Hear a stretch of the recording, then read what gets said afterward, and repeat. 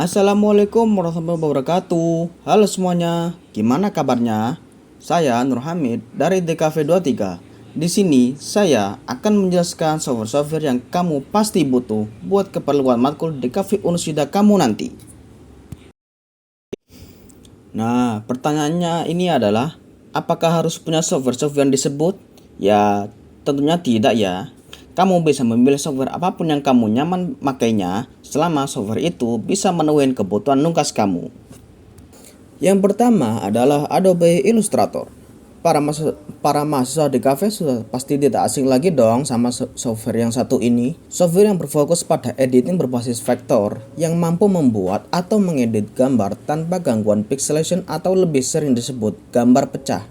Software ini cocok untuk menjalankan tugas di kafe, terutama tugas tipografi, fotografi desain kemasan, layout desain, dan lain-lain. Nah, ini beberapa contoh karya yang dapat dihasilkan dengan Adobe Illustrator, mulai dari poster, lettering, infografis, user interface, sampai gambar teknik yang kompleks.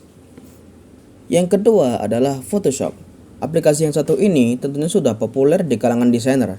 Software yang berfokus pada manipulasi gambar yang mampu mengedit gambar sesuka hati, mulai dari penambahan efek, menghapus background, men-trace gambar, melukis digital, dan banyak lagi. Ini dia beberapa contoh karya yang bisa dihasilkan memakai Photoshop.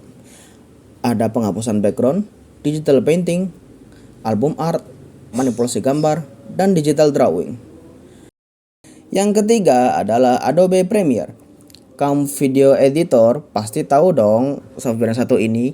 Software yang berfokus pada video editing yang mampu menyusun atau mengumpulkan banyak video ke dalam satu video.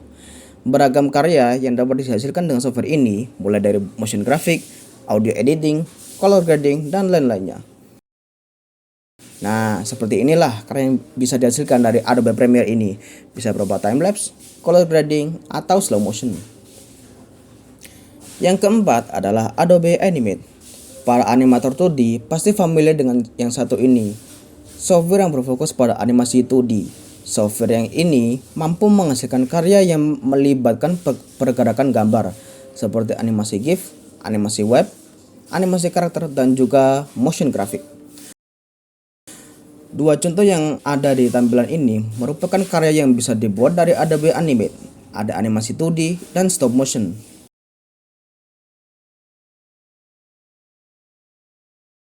Yang kelima adalah Blender.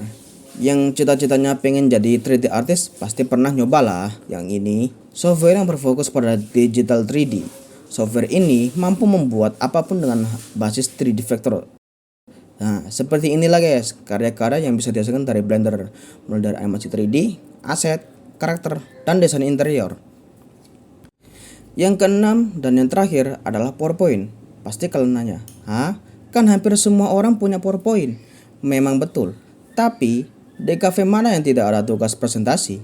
Para kaum DKV tidak hanya wajib mempunyai PowerPoint, tapi juga harus menguasai software ini.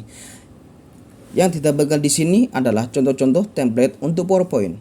Kalau mau lebih kreatif, kamu bisa bikin style presentasi kamu sendiri dengan PowerPoint ini. Nah, dari sini, kalau kalian pengen alternatif yang lain, tenang aja, ada banyak sekali alternatif. Mulai dari Inkscape untuk alternatif Adobe Illustrator, GIMP untuk Photoshop, OpenToonz untuk Animate, DaVinci Resolve untuk Premiere, dan masih banyak lagi. Tapi ingat, ketika kamu sudah nyaman dengan satu aplikasi, misalnya Illustrator, maka kamu harus beradaptasi dengan ruang kerja Inkspace, mulai dari shortcut-nya, cara kerja aplikasi, metode-metode editing, dan sebagainya.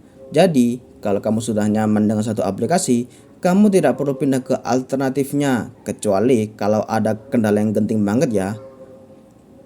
Nah, itulah tadi software-software yang kamu wajib punya buat keperluan tugas matkul DKV kamu. Terima kasih sudah menyimak materi ini sampai selesai. Jika ada pertanyaan atau semacamnya, bisa ditulis di kolom komentar ya. Selaku pemateri, saya mengucapkan terima kasih. Wassalamualaikum warahmatullahi wabarakatuh.